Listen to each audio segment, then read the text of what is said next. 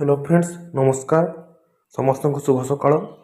तो आज आम पॉलिटिकल साइंस रो जो +3 सिलेबस अच्छी सीबीसीएस सिलेबस तार फास्ट सेमिस्टर रो यूनिट 2 से आम स्टार्ट करवा जेहेतु फास्ट क्लास।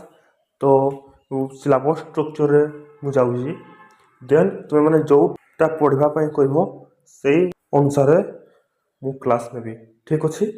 आउ जहाँ क्लास जमती लगे से तुम्हें कमेंट माध्यम फीडबैक देव। जदि क्लास भल लगी तेरे चैनल को सब्सक्राइब कर लाइक कर शेयर कर जो नोट्स लिखाई से नोट्स को लिख ठीक अच्छे। क्लास स्टार्ट करवा आज फास्ट सेमिस्टर रो कोर 2 रे जो अच्छी संविधान प्रणयन सभा एवं संविधान ता अंडर 3टा बिट अच्छी। संविधान प्रणयन सभार गठन एवं कार्यकारिता, संविधान दर्शन प्रस्तावना और यार वैशिष्ट्यता, तृतीय मौलिक अधिकार, राष्ट्र निर्देशमूलक नीति और मौलिक कर्तव्य। तेरे आम आज फास्ट बिटा पढ़ा संविधान प्रणयन सभार गठन एवं कार्यकारिता ठीक अच्छे। तो ता आगु आम किसी बेसिक जाना संविधान कौन, कॉन्स्टिट्यूशन जाना कॉन्स्टिट्यूशन इम्पोर्टेंस कौन अच्छी, आउ विभिन्न स्कॉलर व विभिन्न राजनीतिज्ञ माने कौन कौन सब कॉन्स्टिट्यूशन को बा संविधान को लेकिन संज्ञा रखिंट मत रखिंट केमती से माने संविधान को बुझे सेटा भी आम आलोचना करवा। तापर आम सिलेबस अकॉर्डिंग संविधान प्रणयन सभार गठन एवं कार्यकारिता को डिटेल्स बुझा एवं तुम दीर्घ उत्तरमूलक से अकॉर्डिंग नोट्स बनई तुम्हें नोट्स को फॉलो कर पार एवं जहाँ सब फैक्चुअल अच्छी से फैक्चुअल को तुम्हें मन रख जान एटा तुम्हें सीपेट एग्जाम है नेट एग्जाम है ये सब एग्जाम सब फैक्चुअल सब आसे ठीक अच्छे। तो देरी नक क्लास स्टार्ट करवा। तो फंडामेंटाली आम जाना संविधान कौन संज्ञा और यार तात्पर्य। फास्ट संविधान हूँ गोटे राष्ट्र सर्वोच्च आईन। गोटे राष्ट्र शासन प्रणाली नागरिकों अधिकार कर्तव्य संविधान व्याख्या करता है।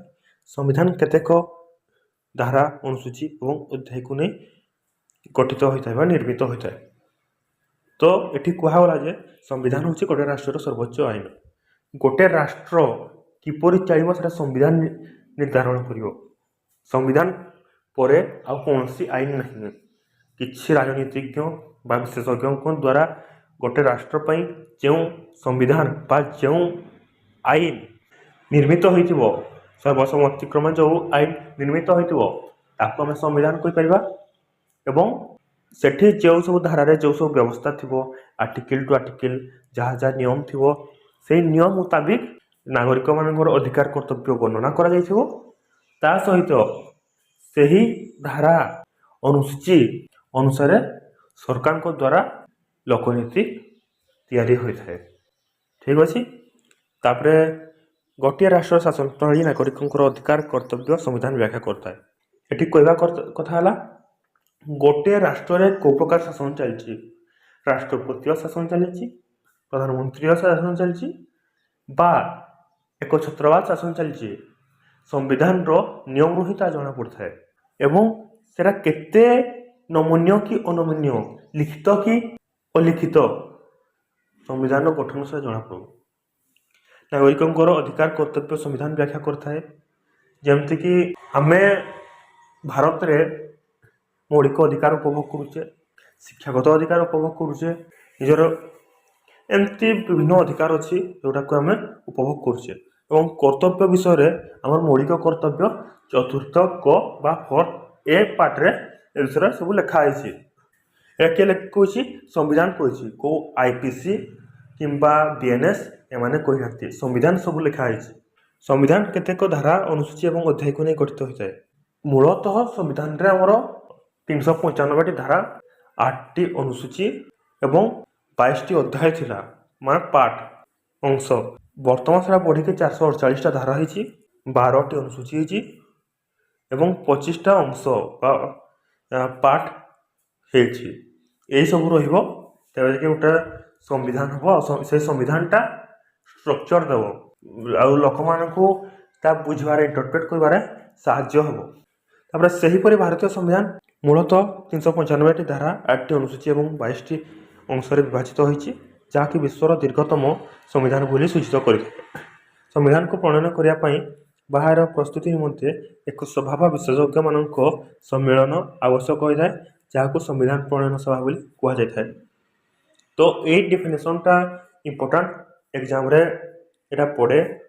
ତ ଏଇଟା ଟିକେ ଲେଖିବ, ଯେଉଁଠି କହିଲି ସମ୍ବିଧାନକୁ ପ୍ରଣୟନ କରିବା ପାଇଁ ବା ଏହାର ପ୍ରସ୍ତୁତି ନିମନ୍ତେ ଏକ ସଭା ବା ବିଶେଷଜ୍ଞମାନଙ୍କ ସମ୍ମିଳନ ଆବଶ୍ୟକତା ହୋଇଥାଏ, ଯାହାକୁ ସମ୍ବିଧାନ ପ୍ରଣୟନ ସଭା ବୋଲି କୁହାଯାଇଥାଏ। ଏଥିରେ ଆମେ କ'ଣ ଦେଖିବା ନା, ଯେତେବେଳେ ଗୋଟେ ସମ୍ବିଧାନକୁ ନିର୍ମାଣ କରିବା ପାଇଁ ପଦକ୍ଷେପଟେ ନିଆଯାଉଛି, ଗୋଟେ ସଭା ହେଉଛି, ସଭାରେ ପୁଣି ଆମର ଆଇଡ଼ିଓଲୋଜିକାଲ ମୁରିଂସ୍ ବି ଅଛି। ମାନେ ଗୋଟେ ଯେତେବେଳେ ସେମାନେ କିଛି ବ୍ୟବସ୍ଥାକୁ ରଖୁଛନ୍ତି ସମ୍ବିଧାନରେ, ବିଶେଷଜ୍ଞମାନେ ଅଛନ୍ତି, ଏମିତି ନୁହେଁ ଯେ ଯିଏ ଯାହାଟା କହିଲା ସମସ୍ତେ ସେଇଟାକୁ ଏକାଥରେ ସମ୍ମତି ଦେବେ, ବରଂ ଏ ବିଷୟରେ ଆହୁରି ବିତର୍କ ମଧ୍ୟ ହୁଏ।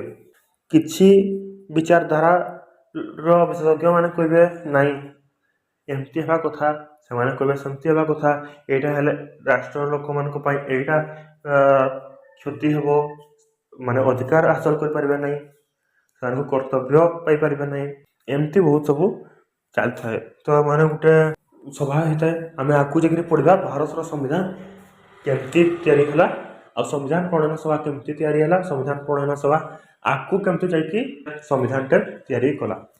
ଠିକ୍ ଅଛି, ନେକ୍ସଟ ଆମେ ଦେଖିବା ସମ୍ବିଧାନର ସଂଜ୍ଞା। ସବୁ ନୋଟ୍ସ ପାଇଁ ମାନେ ଆନ୍ସର ରାଇଟିଂ ପାଇଁ ବହୁତ ହେଲ୍ପଫୁଲ୍। ଏଭି ଡାସିଙ୍କ ମତରେ ସମ୍ବିଧାନ ହେଉଛି ଏମିତି ନିୟମମାନଙ୍କର ସମୁଚ୍ଚୟ ଯେଉଁମାନେ ସରକାରୀ ଶକ୍ତିର ବିତରଣ ପ୍ରୟୋଗକୁ ନିର୍ଦ୍ଧାରଣ କରେ। ତ ଡାଇସି କହୁଛନ୍ତି ସମ୍ବିଧାନ ହେଉଛି ନିୟମମାନଙ୍କର ଏକ ସମାହାର। ଏଠି ସବୁ ନିୟମ ଭରିକି ଅଛି, ପ୍ରୋଭିଜନ୍ସ ଅଛି, ବ୍ୟବସ୍ଥା ଅଛି। ଆଉ ଯେତେବେଳେ ଗୋଟେ ସରକାର ବା ସରକାରୀ କର୍ମଚାରୀ ମାନେ କାର୍ଯ୍ୟ କରୁଛନ୍ତି, ସେମାନେ ମନମୁଖୀ କାର୍ଯ୍ୟ କରିପାରିବେ ନାହିଁ, ସମ୍ବିଧାନର ବ୍ୟବସ୍ଥା ଅନୁସାରେ ସେମାନେ କାମ କରିବେ। ଆଉ ସେମାନଙ୍କ କାମକୁ କଣ୍ଟ୍ରୋଲ ବା ନିୟନ୍ତ୍ରଣ କିଏ କରିବ? ସମ୍ବିଧାନ କରିବ। ଯଦି ଠିକ୍ କରିବେ ଠିକ୍ ଚାଲିଥିବ, ଯଦି ଭୁଲ କରିବେ ସମ୍ବିଧାନର ଯେଉଁ ପନିସମେଣ୍ଟ ଥିବ ସେଇଟା ମଧ୍ୟ ସେମାନେ ଭୋଗିବେ ଯଦି ଭୁଲ ଭାଲ କାମ କରିବେ। ତେବେ ଆମେ ଦେଖିଲେ ଯେ ଏଭିଡାଇସି କହୁଛନ୍ତି ଯେ ସମ୍ବିଧାନ ହେଉଛି ଗୋଟେ ନିୟମମାନଙ୍କର ସମାହାର, ଯେଉଁଟାକି ସରକାରୀ ଶକ୍ତିର ବିତରଣ ପ୍ରୟୋଗକୁ ନିର୍ଦ୍ଧାରଣ କରୁଛି। ଠିକ୍ ଅଛି, ତାପରେ ଦେଖିବା ଆରିଷ୍ଟଟଲ। ଆରିଷ୍ଟଟଲ କୁହନ୍ତି ସମ୍ବିଧାନ ହେଉଛି ରାଜ୍ୟର ଗଠନ ଓ ନାଗରିକମାନଙ୍କ ଅଧିକାର ଓ କର୍ତ୍ତବ୍ୟକୁ ବ୍ୟବସ୍ଥିତ କରୁଥିବା ପ୍ରଣାଳୀ। ତ ଆରିଷ୍ଟଟଲ କହୁଛନ୍ତି, ତୁମେ ଆମେ ଜାଣିଥିବ ଆରିଷ୍ଟଟଲ ସମ୍ବିଧାନ ସହିତ ଗୋଟେ ତାଙ୍କର ଲିଙ୍କ ଅଛି, ମାନେ ଏଇଟା ବହୁତ ଇମ୍ପୋର୍ଟାଣ୍ଟ ଆକ୍ଚୁଆଲି। ସେ କନଷ୍ଟିଟ୍ୟୁସନକୁ ୱାର୍ଲଡର 158ଟା କନଷ୍ଟିଟ୍ୟୁସନକୁ କମ୍ପାରେଟିଭଲି ଷ୍ଟଡି କରିଥିଲେ।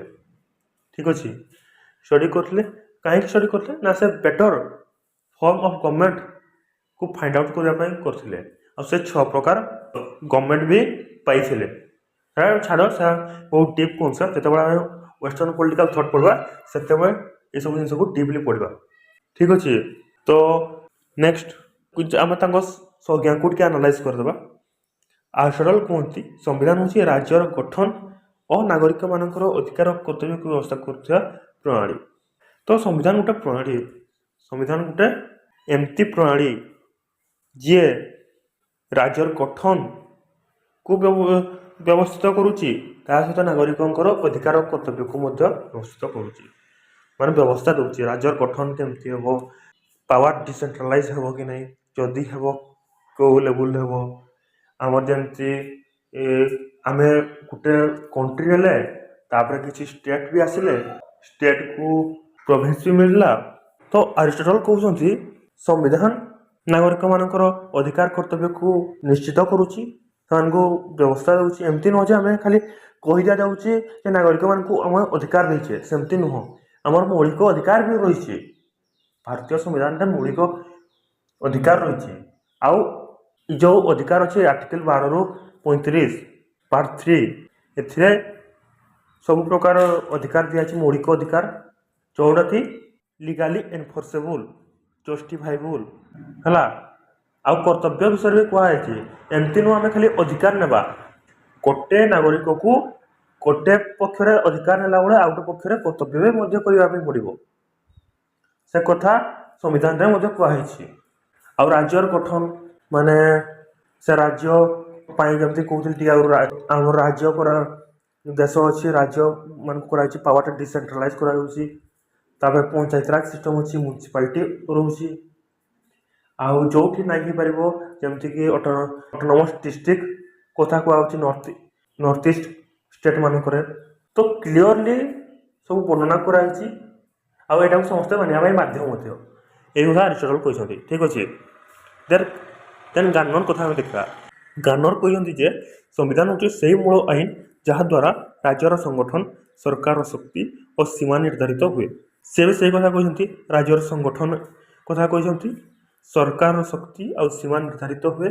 ସରକାର ପାଖରେ କେତେ ଶକ୍ତି ରହିବ, ମାନେ ଆମେ ଯଦି ଦେଖିବା ଆର୍ଟିକଲ 245ରୁ 255 ଯେଉଁଟାକି ଆମ ସେଣ୍ଟର ଷ୍ଟେଟ୍ ରିଲେସନ କଥା କହୁଛି। ଏଠି କେନ୍ଦ୍ର ଆଉ ରାଜ୍ୟର ଶକ୍ତି ବିଷୟରେ ବି ବର୍ଣ୍ଣନା କରାଯାଇଛି। ସରକାର ତାପରେ ରେସିଡୁଆରୀ ପାୱାର କଥା କୁହାଯାଇଛି। ତାର ପ୍ରାଇସ୍ଙ୍କ ମତ ଅନୁସାରେ ସମ୍ବିଧାନ ହେଉଛି ଏକ ରାଜ୍ୟର ଶାସନ ବ୍ୟବସ୍ଥାର ଢାଞ୍ଚା। ଏ ବି ସେଇ କଥା କହିଛନ୍ତି ଯେ ସମ୍ବିଧାନ ହେଉଛି ଏକ ରାଜ୍ୟର ଶାସନ ବ୍ୟବସ୍ଥାର ଢାଞ୍ଚା। ଏକ ରାଜ୍ୟରେ ବା ଏକ ରାଷ୍ଟ୍ରରେ ଶାସନ କେମିତି ଚାଲିବ ସେ କଥା ପ୍ରାଇସ୍ ବର୍ଣ୍ଣନା କରୁଛନ୍ତି ବା ତାଙ୍କ ସଂଖ୍ୟାରେ କହିଛନ୍ତି। ତାପରେ ଆମେ ଭାରତୀୟ ସମ୍ବିଧାନ ବୈଶିଷ୍ଟ୍ୟ ଦେଖିବା। ଭାରତୀୟ ସମ୍ବିଧାନକୁ ମୁଁ ଏଥିପାଇଁ କଲି ଯେ ତୁମକୁ ଯଦି ବି ତୁମେ କ୍ୱେଶ୍ଚନ୍ ଲେଖୁଛ ତେବେ ତୁମ କ୍ୱେଶ୍ଚନ୍ଟା ବେଶୀ ରିଲେଭାନ୍ସ ହେବ, ତୁମେ ବେଶୀ ହାଇଲାଇଟ୍ କରିବ ଆଉ ତୁମେ ଜାଣିବା ବି ଦରକାର। ତ ଆମେ ତାକୁ ସର୍ଟ ମାନେ ବର୍ଣ୍ଣନା କରିବା, ବାକି ଟିକେ ସର୍ଟରେ ବୁଝିବା। ଦେନ୍ ଆମେ ଆମର ଫାର୍ଷ୍ଟ ବିଟ୍କୁ ଯିବା। ଥରେ କନଷ୍ଟିଟ୍ୟୁସନ କନସେପ୍ଟ ବୁଝି ସାରିଲା ପରେ ନେକ୍ସଟ ଯେଉଁ ସେକେଣ୍ଡ ଆଉ ଥାର୍ଡ ବିଟ୍ ଅଛି ସେୟା ବୁଝିବା ପାଇଁ ଫଣ୍ଡାମେଣ୍ଟାଲ ଦରକାର ପଡ଼ିବ ନାହିଁ। ଆମେ ସେ ବିଟ୍ ଆକର୍ଡିଂ ଯାଇପାରିବା। ଠିକ୍ ଅଛି। ତ ଭାରତୀୟ ସମ୍ବିଧାନର ବୈଶିଷ୍ଟ୍ୟ ଫାର୍ଷ୍ଟ ପଏଣ୍ଟ ହେଉଛି ଦୀର୍ଘତମ ଲିଖିତ ସମ୍ବିଧାନ। ଭାରତୀୟ ସମ୍ବିଧାନ ପୃଥିବୀର ଦୀର୍ଘତମ ଲିଖିତ ସମ୍ବିଧାନ, ଯାହାକି ମୂଳତଃ 395ଟି ଧାରା, 8ଟି ଅନୁସୂଚୀ ଏବଂ 22ଟି ଅଂଶକୁ ନେଇ ସୃଷ୍ଟି ହୋଇଥିଲା। ବର୍ତ୍ତମାନ ଏହା 848ଟି ଧାରା, 12ଟି ଅନୁସୂଚୀ ଏବଂ 25ଟି ଅଂଶକୁ ଅନ୍ତର୍ଭୁକ୍ତ କରିଛି। ଯେତେବେଳେ 1950 ମସିହା ଜାନୁଆରୀ 26 ତାରିଖରେ ସମ୍ବିଧାନ କାର୍ଯ୍ୟକାରୀ ହେଲା, ସେତେବେଳେ ସମ୍ବିଧାନରେ 395ଟି ଧାରା ଥିଲା। ପରେ ଆମେଣ୍ଡମେଣ୍ଟ ହେଇକି ବା ସଂଶୋଧନ ଯେଉଁଟା ହୁଏ ସିଏ ହେଇକି 448 ହେଇଛି। 8ଟି ଅନୁସୂଚୀ ଥିଲା, ତାପରେ 12ଟି ଅନୁସୂଚୀ ହେଇଛି ଆଉ 22ଟି ଅଂଶରୁ 25ଟି ଅଂଶ ବା ପାର୍ଟ ଯେଉଁଟା କହୁଛେ ପାର୍ଟ ବଢ଼ିଛି। ଏମିତି କି ବର୍ତ୍ତମାନ ନିହାତି ଭାବରେ ତାର ସଂଖ୍ୟା ବଢ଼ିଛି। ଆଉ ଲିଖିତ ମାନେ ହେଉଛି ଦେଖ ଗୋଟେ ସମ୍ବିଧାନ ଲିଖିତ ହେଇପାରେ ବା ଅଲିଖିତ ହେଇପାରେ। ଆମେ ନା କହିବା ଇଂଲଣ୍ଡର ସମ୍ବିଧାନ ଯେଉଁଟାକୁ ପୁରା ତ କହିପାରିବା ନାହିଁ ଯେ ଅଲିଖିତ ବୋଲି, କିଛି ମାତ୍ରାରେ ଲିଖିତ ଆଉ କିଛି ମାତ୍ରାରେ ଅଲିଖିତ। ଲିଖିତ କହିଲେ ମାଗ୍ନା କାର୍ଟା ହେଇଗଲା, ପିଟିସନ ଅଫ୍ ରାଇଟ୍ସ ହେଇଗଲା, ବିଲ୍ ଅଫ୍ ରାଇଟ୍ସ, ଏସବୁ ଲେଖା ହେଇଛି ଆଉ ମାନେ ସେ ଲିଖିତ ଅଂଶରେ ଅଛି। ବାକି ଲିଖିତଟା ସେ ଗୋଟେ ଶାସନ ବ୍ୟବସ୍ଥାର ତାକୁ ବେଶୀ ଭଲସେ ଇନସିଓର କରେ। ଠିକ୍ ଅଛି। ତାପରେ ନମନୀୟତା ଏବଂ ଅନମନୀୟତାର ମିଶ୍ରଣ। ନମନୀୟତା କହିଲେ ଯେତେବେଳେ ଆମେ କୌଣସି ଆର୍ଟିକଲ ବା କୌଣସି ପାର୍ଟ, କୌଣସି ସେକ୍ସନର କନଷ୍ଟିଟ୍ୟୁସନର କୌଣସି ପାର୍ଟ କୌଣସି ଆର୍ଟିକଲ ଆମେଣ୍ଡମେଣ୍ଟ କରୁଛେ, ସେତେବେଳେ ଆମକୁ ଯେଉଁ ପ୍ରୋସେସ ଯାଉଛେ ସେ ପ୍ରୋସେସଟା ଇଜି କିମ୍ବା ଡିଫିକଲ୍ଟ ବା ଫ୍ଲେକ୍ସିବୁଲ ବା ରିଜିଡିଟି। ଠିକ୍ ଅଛି। ସେଇଟା ହେଉଛି ନମନୀୟତା ଏବଂ ଅନମନୀୟତା।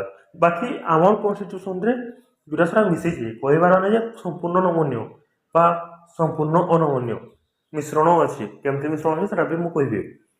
ଭାରତୀୟ ସମ୍ବିଧାନ ଉଭୟ ନମନୀୟ ଏବଂ ଅନମନୀୟ ଗୁଣର ମିଶ୍ରଣ। ଏହା ସମ୍ପୂର୍ଣ୍ଣ ନମନୀୟ ଓ ସମ୍ପୂର୍ଣ୍ଣ ଅନମନୀୟ ନୁହେଁ। ସମ୍ବିଧାନର ସଂଶୋଧନ କ୍ଷେତ୍ରରେ କେତେକ ସରଳ ପ୍ରଣାଳୀ ଥିବା ବେଳେ ଆଉ କେତେକ କ୍ଷେତ୍ରରେ ଜଟିଳ ପ୍ରଣାଳୀ ରହିଥାଏ। ତ ଏ ପଏଣ୍ଟ ଏଇଟା କହୁଛି।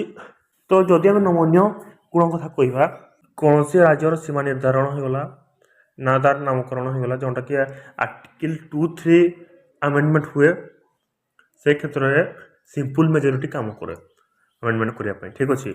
ସେ ସେତେବେଳେ जेहेतु सिंपल मेजोरिटी काम करे तो बेसी प्रोसीजर जीवाई पड़े ना आउ कम प्रोसीजर हो जाए इजियर वे हुए बोली फ्लेक्सिबल पार्ट कहे आईना जदि कहबी मु राष्ट्रपति निर्वाचन उपराष्ट्रपति निर्वाचन एमान रिगार्डिंग जदि किसी आमेंडमेंट होची तेबे स्पेसिफिक मेजोरिटी आवश्यकता पड़ता है बुझी से क्षेत्र में जो प्रोसेस डिफिकल्ट थाए यहाँ हूँ रिजिडिटी आम थोड़े ना फ्लेक्सिबिलिटी देखले केमती फ्लेक्सिबल देन जानले केमती रिजिड तो आम कहीपर जे भारतीय संविधान रे बोथ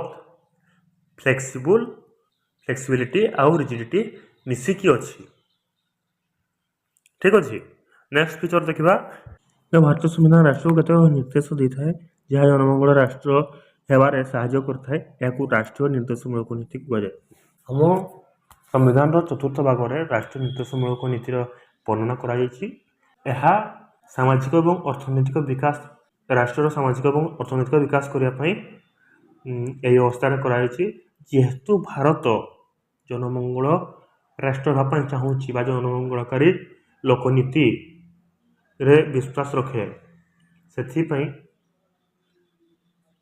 राष्ट्रीय निर्देशमूलक नीतिर व्यवस्था रखी संविधान चतुर्थ भाग अच्छी आर्टिकल 36 रु 51 ठीक अच्छे 36 to 51 से विषय राष्ट्रीय निर्देशमूलक नीति लिखाई आउ भारतीय संविधान रहीटा गोटे महत्वपूर्ण गुण ठीक अच्छे तापर नागरिक मान मौलिक अधिकार प्रदान करता है मु कही मौलिक अधिकार आमर पार्ट 3 आर्टिकल 12 to 35 अच्छी मौलिक अधिकार को कहीं नहीं पारे ना केवल इमरजेंसी टाइम रे आर्टिकल 19 सस्पेंड हुए बाकी एटा जस्टिफाइबल लीगली एनफोर्सेबल आम कोर्ट रे जदि क्या द्वारा आमर अधिकार हाम्पर होची तबे आम कोर्ट रे पिटिशन दे पारिबा ठीक अच्छे अपील कर पारिबा एवं आम आमर राइट को एगेन क्लेम करी रखिबा ठीक अच्छे। तार सार्वजनिक साबालिक भोट प्रथार व्यवस्था रही जहाँ जड़े व्यक्ति गोटे भोट द्वारा समता को व्याख्या करता है आर्टिकल 325 रे कहुए सार्वजनिक साबालिक भोट प्रथा फास्ट सार्वजनिक साबालिक भोट प्रथा कहले जे गोटे एज आस सारापर समस्ते जाति धर्म वर्ण लिंग निर्विशेष समस्ते भोट देकी प्रतिनिधि को बाछि पारे तो बिफोर 1989 21 वर्ष रखाई ए वयस सीमाटा then after 61st constitutional amendment 1989 एजटा को 21 रु डिक्रीज करके 18 को अणागला 18 वर्ष हो सारापर आम समस्ते जाति धर्म वर्ण लिंग निर्विशेष समस्ते भोट देवाई योग्य होता और आम आम प्रतिनिधि बाछि था तो ए विषय आर्टिकल 325 लिखाई आउ कॉन्स्टिट्यूशन एटा भी गोटे स्पेसिफिकाली डिफाइन करुच्ची ओके तो आम किसी सर्ट जानले आउ तो बहुत फीचर अच्छी बाकी आम जेहेतु प्रोसीड करवा तो आम किसी सर्ट जानले या भावुची आगु तुम्हें पढ़ी आड़ा तुमको रिवाइज भाया गला तो तुम्हें तुम फीडबैक देव चैनल को सब्सक्राइब कर लाइक कर शेयर कर सांग मान सहित शेयर कर समस्त जापर ठीक अच्छे रोचे।